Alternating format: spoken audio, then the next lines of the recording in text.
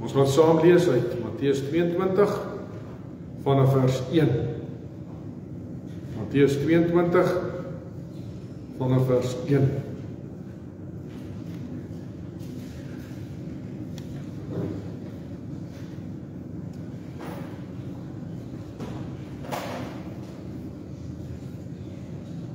Kom ons luister na die Here se kosbare woord. En Jezus het weer deur gelykenisse met hulle begin spreek en gesê: Die koninkryk van die hemele is soos 'n koning wat 'n bruilof vir sy seun berei het, en sy diensknegte uitgestuur het om die genooides na die bruilof te roep, en hulle wou nie kom nie. Weer het hy ander diensknegte uitgestuur met die boodskap: Sê vir die genooides, kyk, my maaltyd het ek berei, my beeste en vetgemaakte vee is geslag en alles is gereed. Kom na die bruilof. Maar hulle het hom daaraan nie gesteer nie en weggegaan. Een na sy eie stuk land en 'n ander na sy handelssaak. En die ooriges het sy diensknegte gegryp en mishandel en doodgemaak. Toe die koning dit hoor, het hy kwaad geword en sy manskappe gestuur en daardie moordenaars omgebring en hulle stad aan die brand gesteek.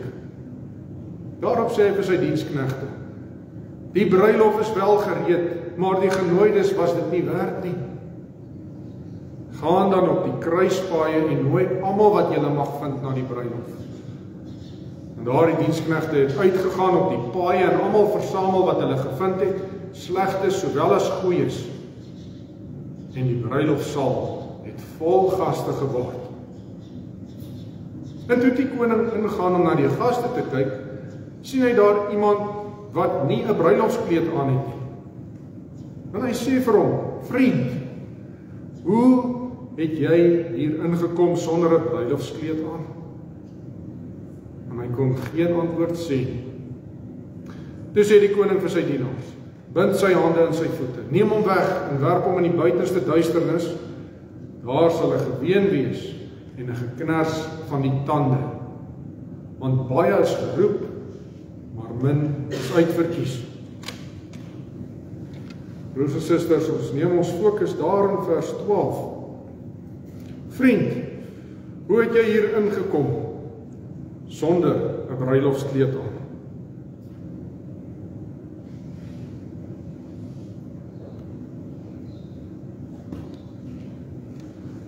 Geliefde gemeente van die Here Jesus Christus, 'n gelykenis het punte van vergelyking.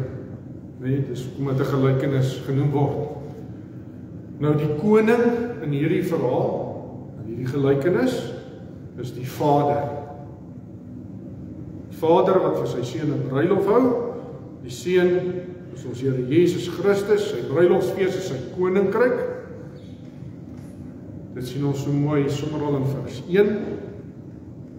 Die eerste genooides is die Joodse volk waaruit ons Here Jesus gebore is, wat hom verag het, sy diensknegte doodgemaak het. Die tweede genooides is al die ander, die heidene en die onwaardiges.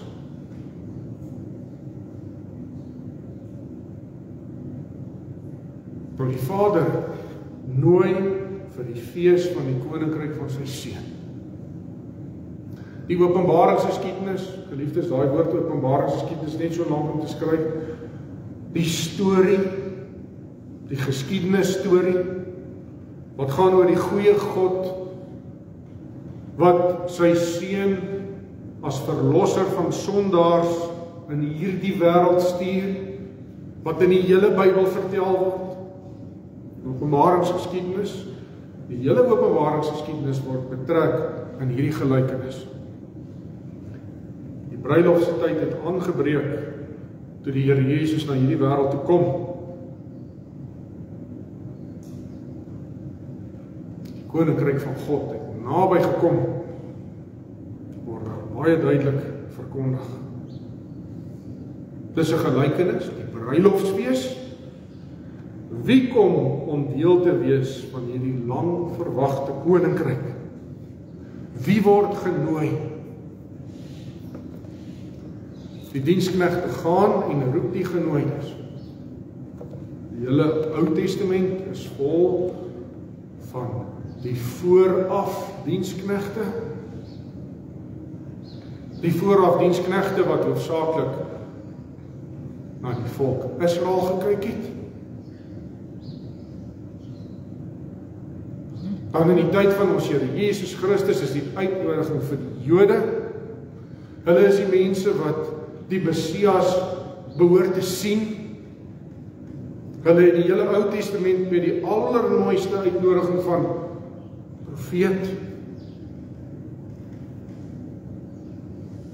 Diensknegte gaan uit, sê vir die fees, alles is gereed. Kom. Die wonderlikste het aangebreek. Die verlosser is hier. Die koning van alle konings is hier. Kom. En die knegte moet nog verder weer hardloop. Vir die tweede maal. Kom nou, toe. Maar die realiteit word geopenbaar in vers 5 tot 6. Maar hulle het al daaraan nie gesteer nie, en weggegaan, een na sy eie stuk land, 'n ander na sy handelssaak. En die ooriges het sy diensknegte gegryp en mishandel en doodgemaak. In die Lukas Evangelie hoor ons van die verskonings wat aangeteken is. Kom nou, alles is gereed. Lukas 14 vers 17. En hulle almal eenparig begin verontskuldig. Die eerste het vir hom gesê, ek het 'n stuk grond gekoop en ek moet noodsaaklik uitgaan om daarna te kyk. Ek vra u verskoon my tog. 'n ander het gesê, ek het 5 paar osse gekoop en ek moet hulle gaan probeer. Ek vra u verskoon my tog. 'n ander het gesê, ek het 'n vrou getrou en daarom kan ek nie kom.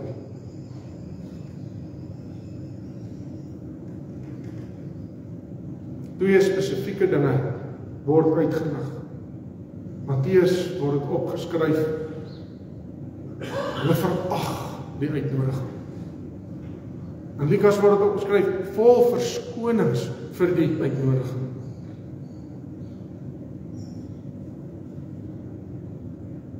Die verskoning sê eenparig, ons eie dinge is bo die fees van die koninkryk van God. Hulle het hulle nie gesteer nie en weggedraai staan. Oproepe en vermaanings van die Here deur sy knegte om hulle by die fees te kry. Die fees van die koninkryk, die fees van die liefdesgehoorsaamheid waar die liefde van Christus die geur is van die huis en wat ons aanvuur tot goeie werke.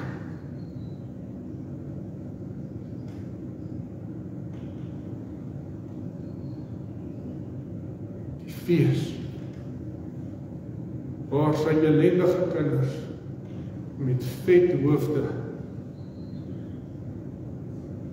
geseën word deur die werk van die Heilige Gees.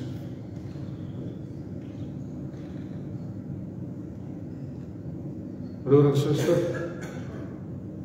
dit was vakansietyd.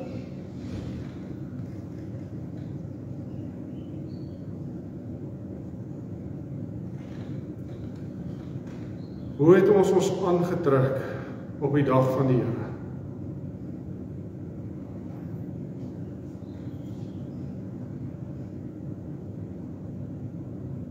Of het ons dalk mooi aangetrek en weggedraai na die restaurante en die winkels en die heerlike gesinsuitstappies. As die Here Jesus hierdie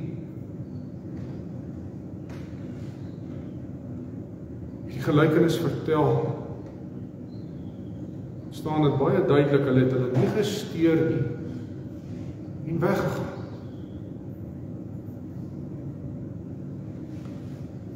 Dis nog in die eerste deel van die gelykenis. Dis soos die Here Jesus sy eie mense hom verag het. Dis handelsake, dis stukke grond, dis 'n vrou wat getrou wil word, maar die vraag is, wat staan op my en jou lysies?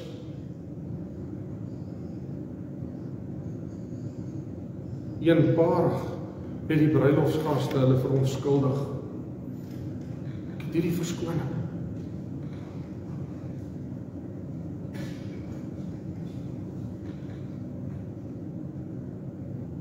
En as die diensknegte weer kom roep,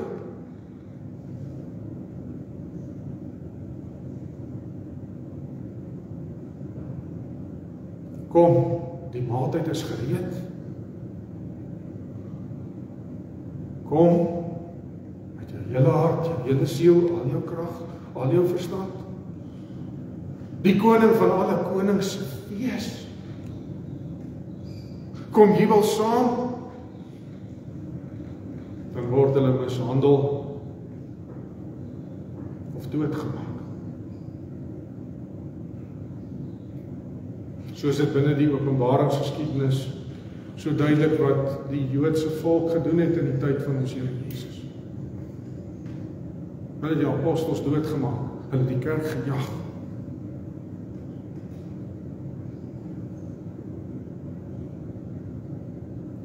Ons leer ook van die toorn van die koning wat ontvlam. Wat nie net die verskonings en die dinge van hierdie wêreld, hulle wat reken is beter as die bruilof van die koninkryk nie. Die Jode se optrede om die vroeë Christene en die apostels te vervolg kom ter sprake. En die ooriges het sy diensknegte gegryp en mishandel en doodgemaak. Toe die koning dit hoor, het hy kwaad geword en sy manskappe gestuur na daardie moordenaars en daardie moordenaars omgebring en hulle stad aan die brand gesteek.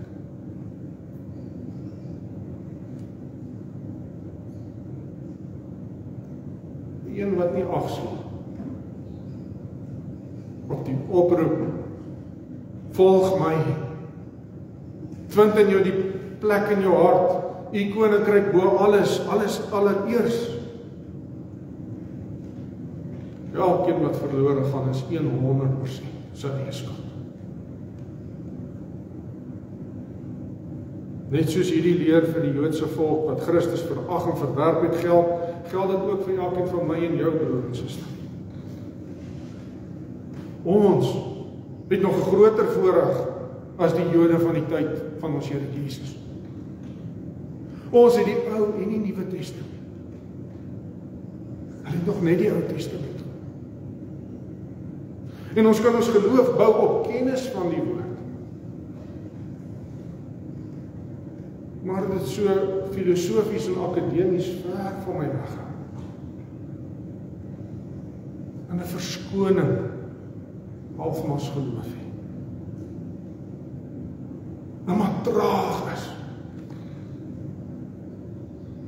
Maar hierdie koninkryk, my alles in te sit. Alles wat ek is en het is u. Is.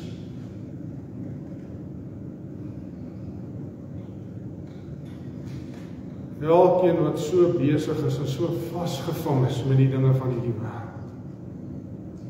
En die waarde heg aan die uitnodigings van God nie. Hulle sal ewig vergaan in 'n hongersnood.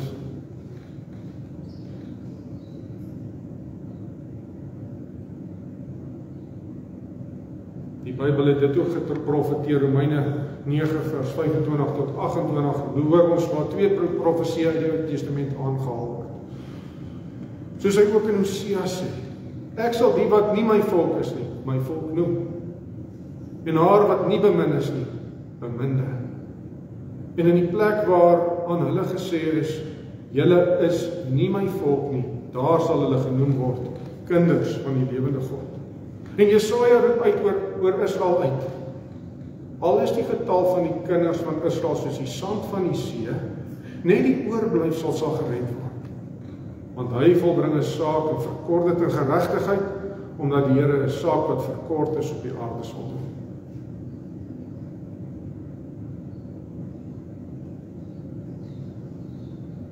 Daarom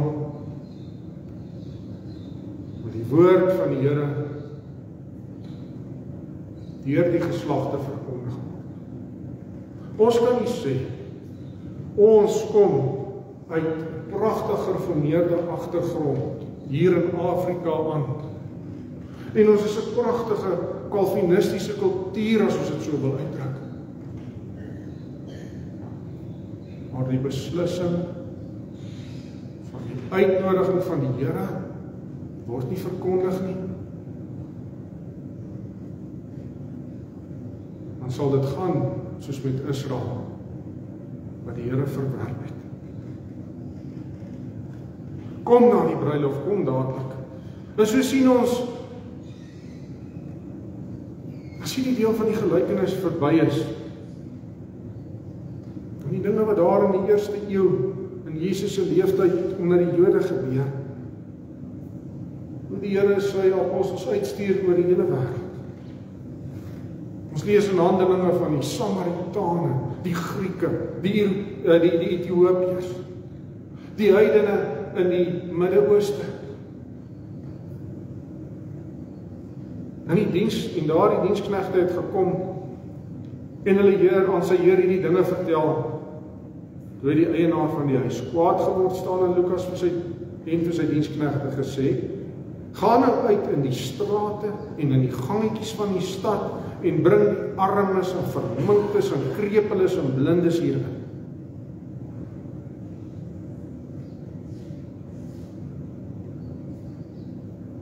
Heidene, Jode, wat verbaster is met 'n mens, Samaritane,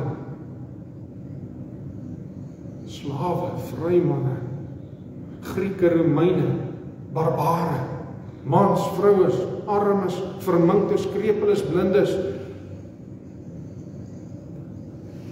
Het is in vers 10 gelees. Daardie diensknegte het uitgegaan op die paaie en almal versamel wat hulle gevind het. Slegte sowel as goeies. En die bruilofsaal het vol gaste geword. Slegtes sowel as goeies.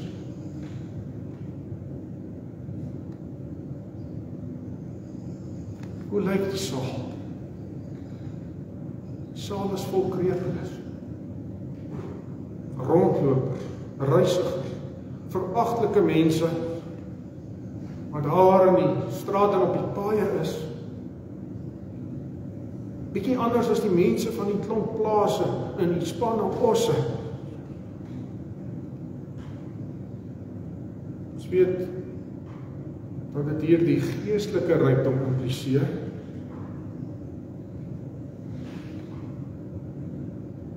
Die geestelike rykdom is in die woord van die Here by Israel gewees. Die verminktes en die krepeles is die heidene wat nog niks weet nie.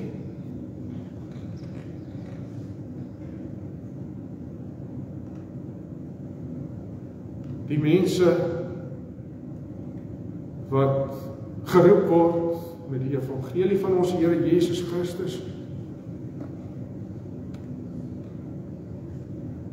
Hulle wat nie eers geweet het van die Messias wat moet kom nie. En daar word die saal vol. Uiterlik is daar baie. En dan lees ons hoe die koning, in die gelykenis is dit die vader wat vir sy seune bruilof hou, hoe die koning tussen die gaste deurgaan. En toe die koning ingaan om na die gaste te kyk, sien hy daar iemand wat nie 'n bruilofskleed aan het nie. My broers en susters, is nogal sleutel in die verstaan van hierdie gelykenis. Ons kan maklik dink, hoe moet iemand wat nou van die straat afkom 'n bruilofskleed kry? Hy moes dan vinnig gegaan het. Dit vertel die storie. Wel geliefdes, die bruilof het so gewerk. Die gasheer, in hierdie geval die koning van die fees, hy verskaf die bruilofskleed. Daarom is die vraag ook, hoe het jy hier ingekom sonder jou bruilofskleed?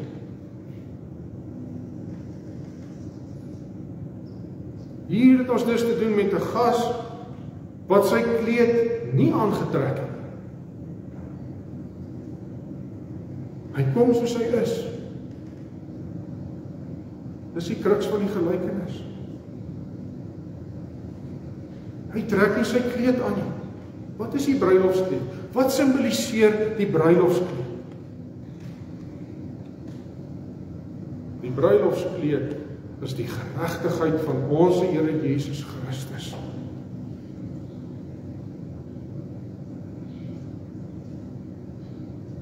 Dit wat die Here Jesus Christus in my plek verdien het. Sy heiligheid wat my heiligheid maak. Daarom kom die vraag van die koning in ons teks. En hy sê vir hom, vriend, hoe het jy hier ingekom sonder 'n bruilofskleed aan? Hoe is dit moontlik dat jy hier kan staan? Hierdie woord vriend. Daar's twee groot woorde vir vriend in die Grieks. Hierdie woord wat hier gebruik word is nie die bekende woord philos of ja, die een wat sê vriend, intiem, naby vriend nie. Dis een wat sê vriend, deel van die geselskap. In fisiese nabyheid miskien, maar nie innige nabyheid. Vriend is 'n korrigerende of 'n oordeling of 'n ontmaskering aanspreekvorm hier. Jy is mos op onwettige manier deel van hierdie volksaal. Jy het tog nie die geregtigheid van my geliefde seun aangetrek nie. Jy het hier ingekom en jou houding was, ek is nou maar so gemaak en so gelaat staan. Christus kan my nie verander. Ek sal nie sy kleed aantrek. Nooit het die hart, die geloof, die pragt van skoonheid, sy heiligheid en sy geregtigheid aangetrek.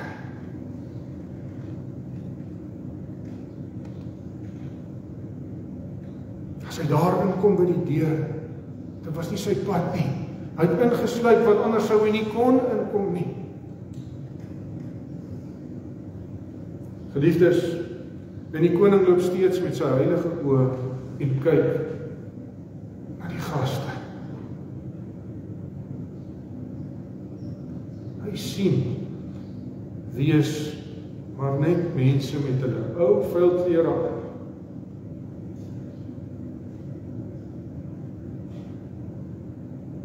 Die wat nie vir die koning sal kan sê hoe hy hier ingekom het. Iemand wat sit tussen die verbondsmense en nie die Here lief het.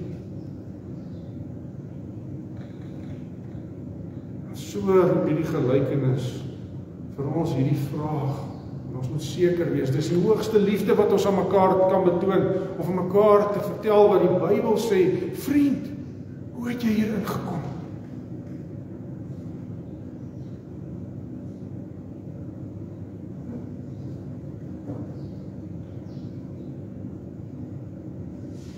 Ons gereformeerde belydenis is vol hiervan. Dink aan Nederlandse geloofsbelydenis artikel 29. Daar staan die heiligelaars wat uiterlik in die kerk sit, maar innerlik nooit deel daarvan is nie. Wat klop ingekom, die goeies en die slegtes. Nou broers en susters, ten slotte sien net raak. Die eerste deel van die gelykenis wys hoe mense die uitnodiging van die Here mis en verag. Die tweede deel van die gelykenis wys hoe jy kan kom aan die koning mis.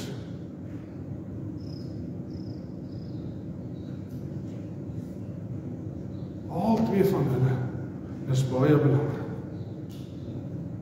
Daarom, geliefdes, moenie die uitnodiging mis nie. Maar moenie net uiterlik kom nie. Trek die bruilofskleed aan as jy kom. Lyk daai kleed. Wie trek daai kleed aan? Iemand wat weet hoe ellendige stikkende mens hy is. Iemand wat weet wat is berou oor die sonde. Dis iemand met verskoning.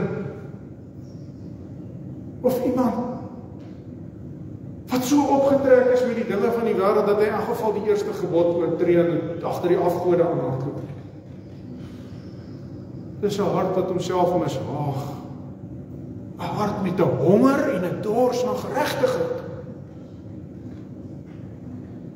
Wat net die bruilofskleed, net die geregtigheid van Christus kan versadig. Vir hom en haar is die kleed kleed van Christus se troos. Uit genade is ek gered. In Christus is dit 'n kleed van vrymoedigheid. Dit is 'n kleed van liefde en dankbaarheid, want ek is met God versoen. Ek behoort aan Christus en Christus is myne en die koning, die Vader is my Vader ter wille van hom. Dis die kleed wat die koning wil aan hê in die fees van die koninkryk. Dis die mense wat alreeds op hierdie aarde fees vier. Dis die mense wat niks anders is as 'n krepele en 'n blinde nie. Maar hulle het 'n kleed aan. Kleed van die ware geloof in wie Jesus is.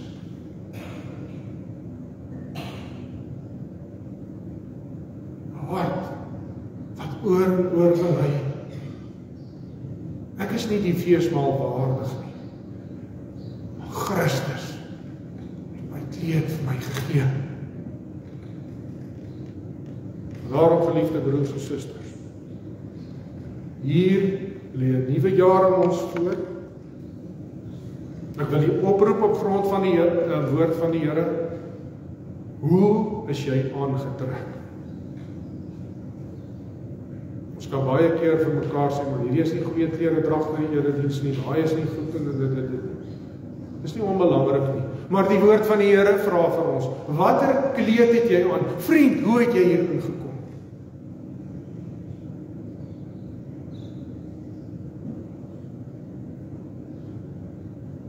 Kleed wat die koning kan sien. Ek wil die oproep vir hierdie jaar.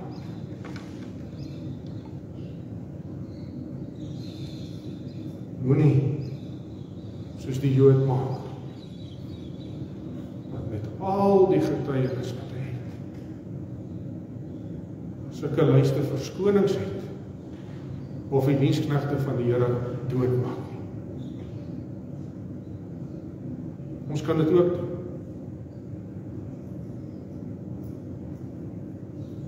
Maar moenie hier sit in 'n valse gerusheid, maar my koning se kleed het ek nie aan.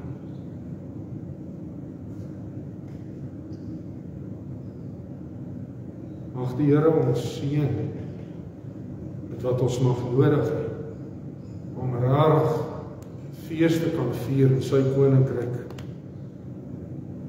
Nie as ingeslepenis nie, maar as die wat aangetrek is met die kleed wat hy verskaf. Jesus Christus se geregtigheid. Amen. Kom ons dank saam.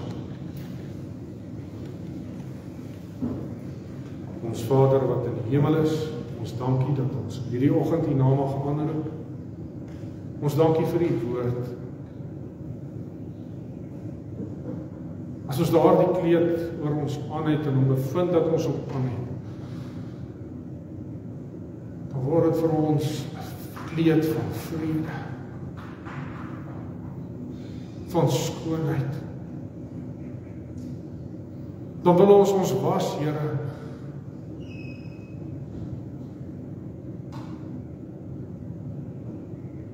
want ons wil soos Christus lyk.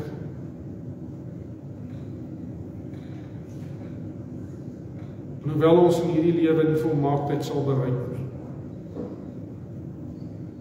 kan ons nie anders as om nie te dank vir ons Here Jesus,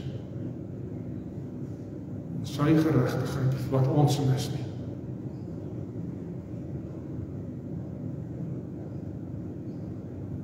Neem weg ons verskonings,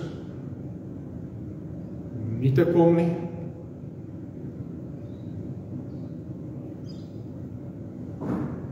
Neem weg ons ou vuil klere waarmee ons dink ons aan die koninkryk kan dien.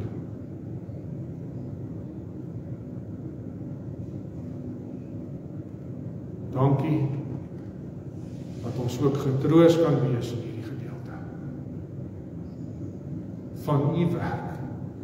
U wat roep, en u wat laat roep deur die knegte deur die woord. U wat gee.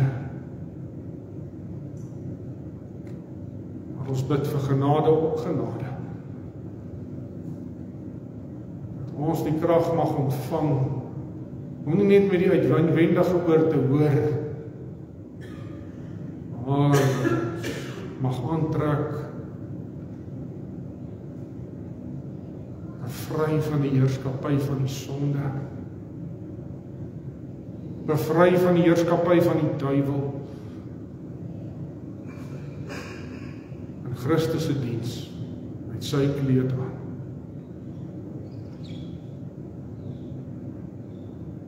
Hemelvader, ons bid vir die kerk oor die hele wêreld, hulle wat vervolg word, wat ten bloede ly vir die evangelie.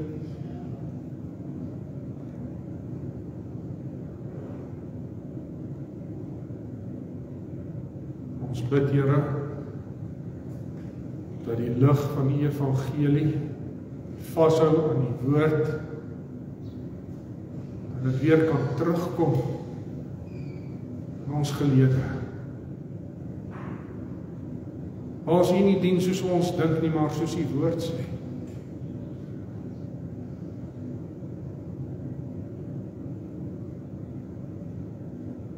So bid ons vir alle kerkverbande.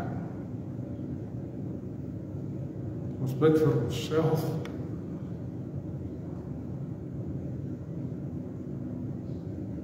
Ons vra dat U ook in hierdie land 'n liefde sal gee vir die woord.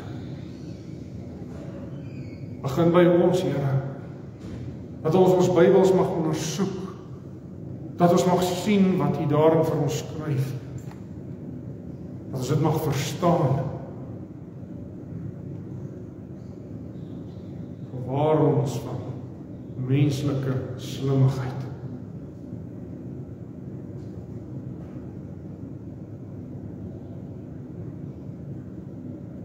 Ons vra hierdie dinge in Jesus se kosbare naam.